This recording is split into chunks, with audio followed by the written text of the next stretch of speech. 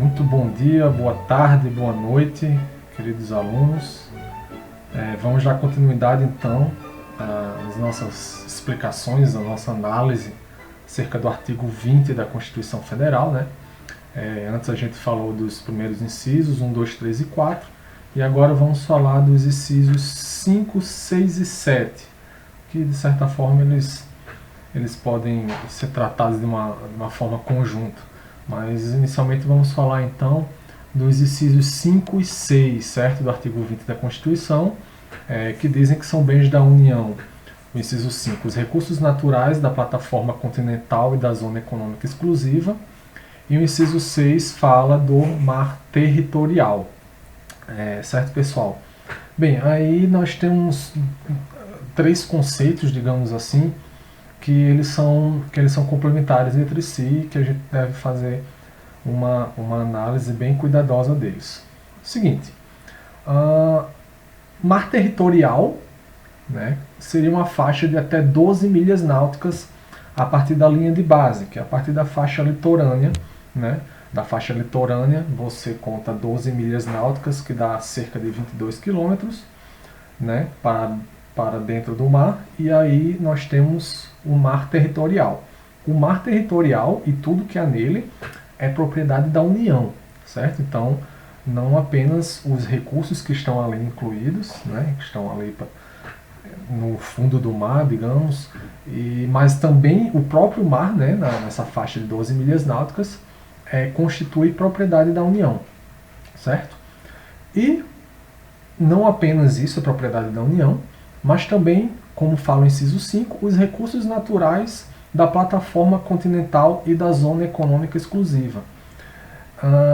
A plataforma continental seria um conceito que incluiria, além do mar territorial, essa dita zona econômica exclusiva. Então a gente pode considerar a plataforma continental como sendo toda a área que avança além do mar territorial, né, até 200 milhas náuticas, digamos, né, até 200 milhas marítimas náuticas, que dá cerca de 370 quilômetros, né, e a gente chama de zona econômica exclusiva justamente essa faixa, né, a partir das 12 milhas náuticas, né, terminado o mar territorial, 12 milhas náuticas da linha de base, da faixa litorânea, você conta até 200 milhas náuticas, né? Então, nessa faixa de mar, digamos assim, nós temos a zona econômica exclusiva. Na zona econômica exclusiva, a União não detém propriedade sobre o mar em si, mas detém propriedade sobre os recursos naturais que estão ali inseridos, né? Recursos minerais, petróleo, né? O que está depositado ali nessa região é propriedade da União também, não o mar em si. O mar, apenas o territorial, né, é propriedade da União. Além disso, né, haveria um tratamento diferenciado, né, inclusive em relação às leis internacionais, né, nessa faixa além das 12 milhas marítimas. É bom lembrar que na década de 70, 1970, né, na época da ditadura militar, havia um entendimento de que o mar territorial seria correspondente a toda essa extensão, até as 200 milhas náuticas, não se resumiria a 12 milhas náuticas, iria até 200 milhas náuticas, o mar territorial, né? Mas com a Convenção das Nações Unidas sobre o Direito do Mar, né, foi assinada ali por volta de 1982, né, se convencionou, né, internacionalmente que o mar territorial, não apenas do Brasil, mas de todos os estados signatários, né, compreenderia apenas a faixa de 12 milhas náuticas. Isso, por motivos óbvios, né, nem todos os países têm uma extensão de mar, né, de oceano tão grande como o Brasil, né. Em alguns casos poderiam haver conflito se você considerasse que é território além das 12 milhas náuticas, né, havendo dois países disputando um mesmo espaço de mar, né. Então se convencionou que seriam apenas 12 milhas o mar territorial. Além disso, né, para alguns países como o Brasil, que ele tem uma faixa litorânea extensa, então poderia se utilizar economicamente da faixa além das 12 milhas náuticas, que é o que chamamos de zona econômica exclusiva. E a plataforma continental incluiria tudo, desde a faixa litorânea até os fins da zona econômica exclusiva, certo? Então, passado aí essa análise sobre os incisos 5 e 6, ainda vale mencionar aqui o que está previsto no artigo 20, parágrafo 1º. Né? O artigo 20, parágrafo 1º, ele traz aí um detalhe interessante, que é assegurado nos termos da lei à União, aos Estados, do Distrito Federal e municípios a participação no resultado da exploração de petróleo, gás natural, recursos hídricos, para fins de geração de energia elétrica e outros recursos minerais no respectivo território, plataforma continental, mar territorial ou zona econômica exclusiva, ou compensação financeira por essa exploração.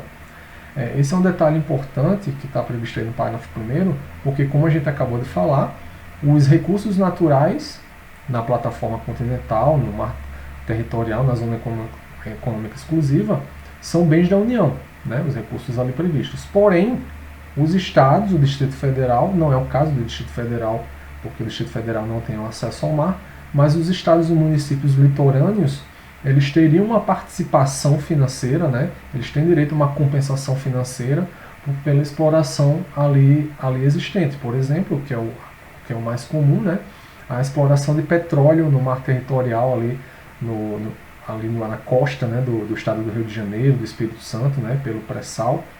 Né, então os municípios ali que são litorâneos e os estados, eles têm direito a uma fatia, né, do investimento, né, na verdade, de todos os ingressos, de todas as receitas que a União obtém com a exploração de petróleo e gás natural naquelas regiões, certo? Então, os recursos naturais pertencem à União, ok? Mas os estados e os municípios, eles têm direito a uma participação financeira, né, sobre essa exploração, certo?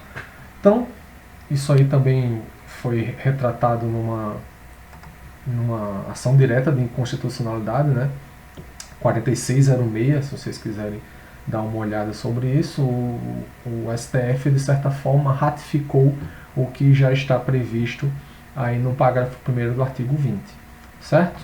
Bem, vamos adiante. O inciso 7 fala dos terrenos de marinha e seus acrescidos. Os terrenos de marinha são uma faixa de 33 metros contados do pré-amar de 1831. Né? Tem esse detalhezinho aí. São 33 metros contados da faixa litorânea do pré-amar para terra, para dentro da terra, e não para o mar. Né? Os terrenos de marinha são faixas de terra. Né? São aquelas faixas litorâneas ali onde existem construções, né? Muitas pessoas têm casas de praia à beira-mar, então esses terrenos próximos ao mar são considerados terrenos de marinha e são propriedade da União. Né? O que acontece? Quem possui terrenos na beira-mar, né, com casas e apartamentos inclusive, eles têm que pagar um foro, né? Tem que pagar uma taxa de ocupação anual à União, né, pela posse daquela área. Né? A propriedade daquele terreno seria da União, mas é concedida a posse, o uso a particulares, e esses particulares têm que pagar uma taxa de ocupação anual. E quando eles transferem esse terreno para a posse ou uso de outra pessoa, eles têm que pagar um laudêmio, tudo porque a União é que detém a propriedade desses terrenos.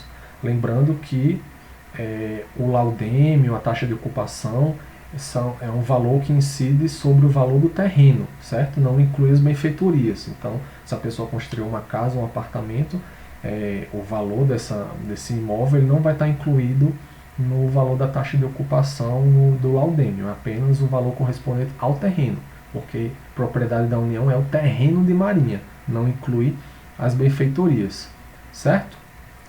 Então, terminada a análise sobre esses 3 incisos, vamos para um novo vídeo, em breve, tratando dos últimos incisos do artigo 20.